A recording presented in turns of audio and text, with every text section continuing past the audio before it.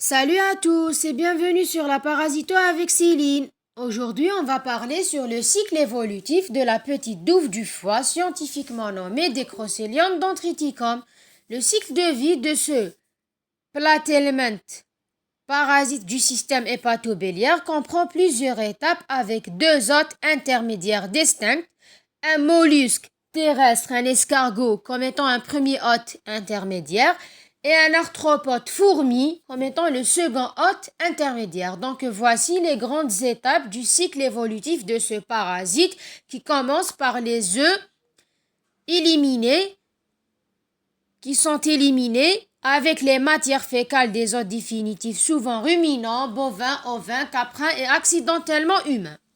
Les œufs sont ingérés par un gastéropode qui est l'escargot terrestre ou bien le mollusque terrestre, ou éclos un myracidium qui se développe en sporocyste puis en cercaire. Les cercaires sont regroupés par la suite en kystes et expulsés par le mollusque dans des boules de mucus sur la végétation. La végétation, c'est les plantes. Les fourmis ingèrent ces kystes contenant les cercaires.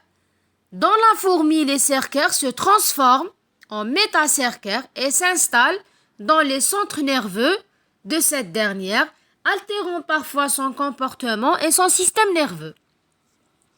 La fourmi est ensuite ingérée accidentellement par l'hôte définitif en broutant l'herbe si c'était le cas des ruminants, ou bien elle doit être consommée directement si c'était chez les personnes qui consomment les insectes tels que les Chinois par exemple. Dans l'hôte ou bien dans l'intestin de l'hôte définitif, les métacercaires se transforment en jeunes douves qui migrent vers le foie et les voies biliaires où elles deviennent adultes. Les adultes pondent des œufs qui sont transportés dans la bile et excrétés toujours avec les matières fécales, complétant le cycle.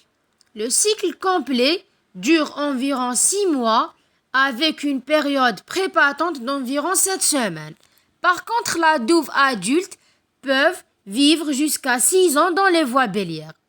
Ce cycle est caractéristique par sa complexité et la présence d'un deuxième hôte intermédiaire arthropode terrestre qui est la fourmi, ce qui est particulier par rapport à d'autres douves qui ont souvent un cycle aquatique plus simple.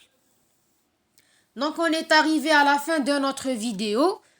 Merci pour votre attention et n'oubliez pas d'aimer, abonner et partager la chaîne. À très bientôt pour notre prochaine vidéo.